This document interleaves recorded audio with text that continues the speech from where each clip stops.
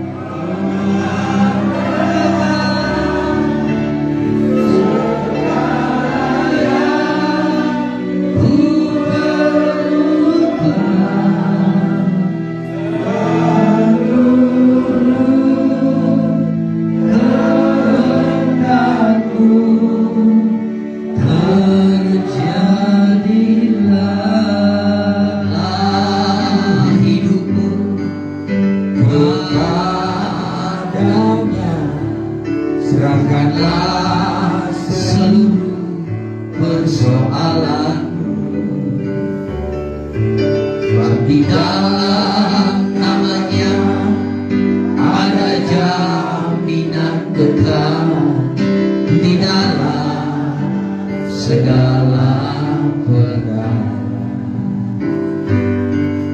Berseru pada Yesus, berserah pada Yesus, percayalah Dia sanggup menolongmu.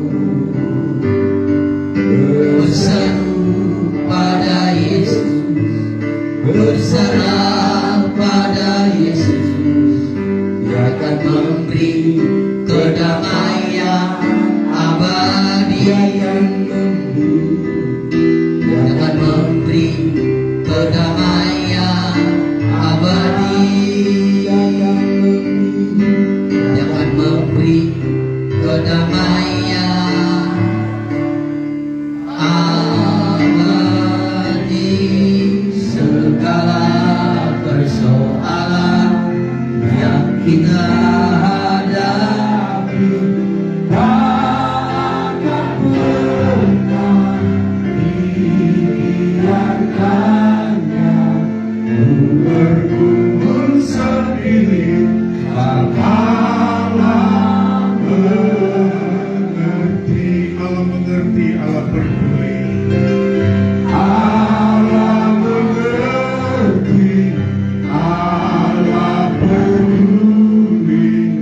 Segala persoalan yang kita hadapi takkan pernah dibiarkannya bergumul sendiri. Allah mengerti. Ajarkan kami terus untuk dapat mengerti dan memahami akan kebesaran kuasa-Mu ya Tuhan. Karena ada begitu banyak hal yang terjadi, yang kami lihat, kami rasakan, dan kami alami. Seringkali Tuhan, hal itu datang di dalam saat yang tidak pernah kami duga. Bahkan ketika saat itu juga belum kami inginkan. Tapi kami percaya ketika kami terus belajar untuk memahami Allah, maka Engkau adalah Allah yang punya kuasa dan kedaulatan atas setiap hidup kami. Karena itu di dalam Mazmur pasalnya yang ke-89, ayatnya yang ke-49, pemazmur berkata, siapakah orang yang hidup dan yang tidak mengalami kematian, yang dapat meluputkan nyawanya dari kuasa dunia orang mati? Artinya saudara kekasih, apa yang disampaikan oleh pemazmur Sekalipun tentu ketika dia menuliskan ini dia belum mati, dia belum mengalami kematian secara fisik. Tapi saya percaya juga dia telah mengalami mungkin kematian-kematian secara daging di dalam kehidupan yang dia perjuangkan di dalam hidupnya. Sehingga saudara yang kekasih, ketika kematian secara fisik itu terjadi, maka tentu tidak lagi ada ketakutan bagi orang percaya, orang-orang yang telah mengerjakan kebenaran itu.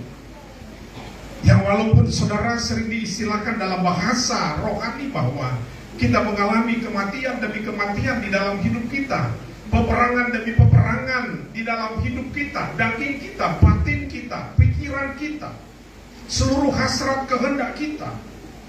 Dan ketika kita dapat melewati setiap perjuangan itu, maka ketika kematian secara fisik itu terjadi, maka saya percaya saudara, sukacita kegembiraan abadi, bahkan itu merupakan sebuah gerbang dalam hidup kita untuk kita masuk kepada kehidupan yang kekal.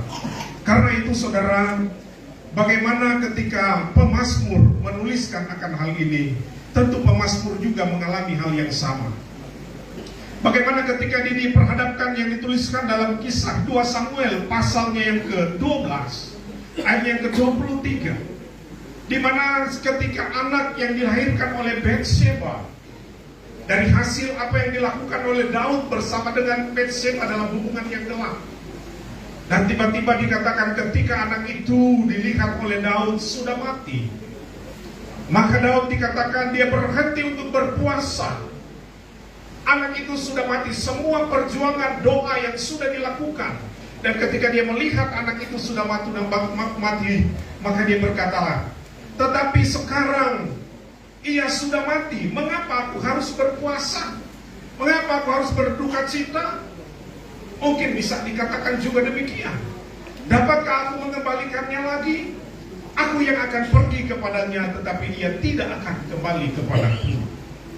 Tentu saudara, 1 bulan yang lalu saya ingat ketika meminta dukungan doa dan dimasukkan di dalam grup foto bagaimana almarhum ketika divonis dengan penyakit ini saudara. Tidak sedikit doa. Semua orang yang pasti menerima berita tersebut mendukung di dalam doa. Saya yakin akan hal itu. Tapi saudara yang kekasih dalam Tuhan, apa yang terjadi ini merupakan sebuah kenyataan. Sekalipun realitanya, kenyataan kita sudah berdoa, tapi saudara yang kekasih, kebenaran menurut Allah yang dilihat oleh Allah itulah yang terbaik, maka itulah yang terjadi. Sehingga saudara, tentu firman Tuhan juga tidak berhenti sampai di situ. Sebagaimana yang saya katakan pada hari kemarin pagi ketika jenazah baru tiba, Yesus berkata dalam ucapan bahagia, berbahagialah kamu yang berduka, karena kamu akan dihibur. Jadi saudara yang kekasih, apa yang dikatakan oleh pemazmur, dan saudara yang kekasih, Yesus pun mengatakan demikian. Itulah firman Tuhan menjawab firman itu sendiri. Sehingga betapa beruntung dan bersyukurnya kehidupan kita, karena apa yang kita percaya, imani di dalam pengharapan hidup kita, maka itu tidak pernah mengecewakan. Sebab itu demikian juga bagaimana perasaan seorang Daud ketika dia melihat anak yang dia doakan sampai dikatakan dia berguling-guling, dia berpuasa, tapi ketika anak itu dipanggil oleh Tuhan, maka dia berkata, untuk apa lagi aku berpuasa? Saya percaya semua kita sudah melakukan yang terbaik, orang tua, keluarga, istri tercinta. Tapi itulah Allah, bagaimana Allah mengasihi kehidupan orang ketebusannya. Kadang-kadang kita tidak dapat mengerti, tapi itulah yang terbaik bagi Tuhan. Karena itu tentu saudara, kita bersyukur, sekali lagi saya katakan, karena kita punya kehidupan dan pengharapan kepada Allah. Saudara, ada juga seorang tokoh Alkitab yang mengalami hal yang sama. Ketika dia menghadapi anaknya yang disebut dalam kitab Ayub, tentu ketika Ayub mengatakan begini dalam Ayub pasal 19 ayat 25-27, tetapi aku tahu penebus hidupku, dan akhirnya ia akan bangkit di atas debu. Juga sesudah kulit tubuhku sangat rusak, tanpa dagingku pun aku akan melihat Allah. Yang aku sendiri akan melihat memihak kepadaku. Mataku sendiri menyaksikannya dan bukan orang lain. Hati sanubariku merana karena rinduku. Seorang bapak yang kehilangan 10 orang anak dalam satu hari. Tentu ratapan kesedihan untuk mengingat. Sekalipun Alkitab sangat jelas berkata kesalehan Ayub cukup memberikan kepada dia satu pegangan yang kuat bahwa anak-anaknya itu adalah hidup benar. Karena peran Ayub sebagai seorang bapak, sebagai imam yang begitu luar biasa. Dan ketika dia meratap akan semua itu, Allah memberikan kepada dia pengertian kebenaran firman Tuhan. Di mana saudara kekasih dalam Tuhan, keterbatasan manusia lewat usia atau apapun itu, semua satu kali kelak saudara yang kekasih akan kembali menjadi debu. Tetapi Alkitab berkata bahwa dari debu itu juga akan dibangkitkan kembali. Sebab itu saudara, tentu keadaan di dalam menerima kondisi keadaan yang ada bukan hal yang mudah memang. Tapi Rasul Paulus berkata di dalam surat Filipi, segala perkara dapat kita tanggung di dalam Tuhan Yesus atau di dalam Dia yang memberikan kekuatan kepada kita.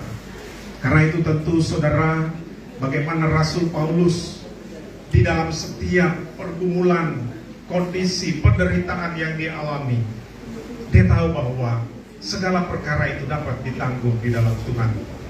Di dalam Dia yang memberikan kekuatan kepada kita.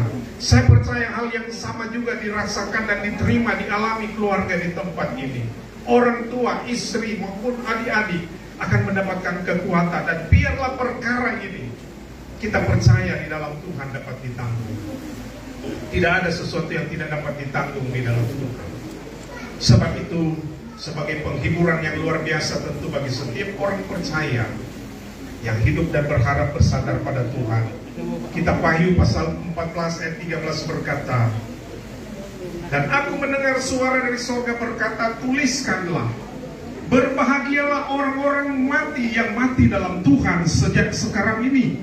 Karena sungguh kata Roh, supaya mereka boleh beristirahat dari jerih lelah mereka, karena segala perbuatan mereka menyertai mereka. Saya percaya saudara, kepergian almarhum tentu beristirahat dari segala jerih lelahnya. Dan satu kali kelak Alkitab berkata kita akan dikumpulkan kembali bersama. Karena itu biarlah kesedihan yang dialami dalam beberapa hari ini, bangkitlah untuk melihat kepada Tuhan bahwa satu kali kelak akan ada pertemuan kembali bersama dengan almarhum. Dan itu saudara yang kekasih, tentu semua kita percaya dan kita mengimani akan hal tersebut. Hanya beristirahat. Saudara, kalau mungkin kita mau menggali kata istirahat, tentu akan begitu panjang. Yang bisa kita membahasakan yang intinya saudara, di situ berarti bukan sesuatu yang harus membuat dia kesakitan ataupun menderita lagi. Tetapi sungguh dikatakan hanya beristirahat dari segala jerih lelahnya. Tuhan memberkati. Ini kebenaran firman Tuhan yang dapat saya sampaikan kepada kita semua pada sore hari ini. Biarlah kiranya apa yang dapat disampaikan boleh kembali menjadi menguatkan dan meneguhkan kita semua, terlebih keluarga di tempat ini. Kita akan berdoa. Bapak, terima kasih atas kebenaran firman.